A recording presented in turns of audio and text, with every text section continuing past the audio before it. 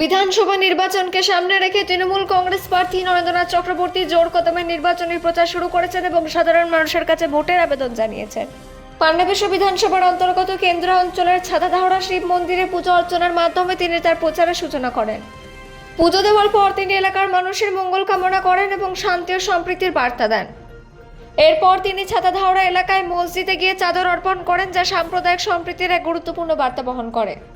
এ সময় নরেন্দ্রনাথ চক্রবর্তী স্থানীয় বাসিন্দাদের সঙ্গে সরাসরি কথা বলেন, তাদের সমস্যা অভাব অভিযোগ শোনেন এবং ভবিষ্যতে উন্নয়নের প্রতিশ্রুতি দেন। তিনি সকলের কাছে আবেদন জানান যে আসন্ন বিধানসভা নির্বাচনে তৃণমূল কংগ্রেসকে বিপুল ভোটে জয় করে উন্নয়নের ধারাকে অব্যাহত রাখতে সহযোগিতা করুন। এই প্রচার কর্মসূচিতে উপস্থিত ছিলেন প্রীতি মুখার্জি, রমা রুই দাস, যমুনা ধীবর, সন্তোষ পাসওয়ান, লোকমান্য আনসারি, বিশাখা বাদ্যকর, শ্রীকান্ত সাহ সহ তৃণমূল কংগ্রেসের অন্যান্য কর্মী ও সমর্থকেরা উপস্থিত ছিলেন।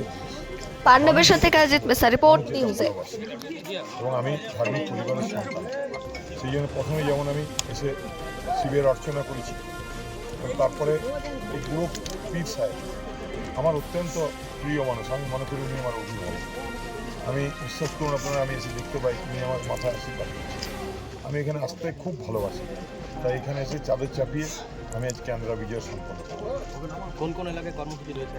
আমি গোটা ক্যান্দ্রা ঘুরবো, মানুষের বাড়িতে বাড়িতে যাব, মানুষের পৌঁছাবো, কর্মীদের সঙ্গে মিটিং করব, সবাইকে সঙ্গে নিয়ে চলবো। দেখা গেল খুদে বাচ্চারাও কি বলবেন? দেখুন, আমি তো 5 বছর সারা বছর ওদের সঙ্গে থাকি। আজ আমি এখানে প্রায় 20 বছর ব্লক প্রেসিডেন্ট ছিলাম। এখানকার মানুষের সঙ্গে আমার নিত্য যোগাযোগ। বাচ্চারা তো আমাকে বাড়ির লোক নয়,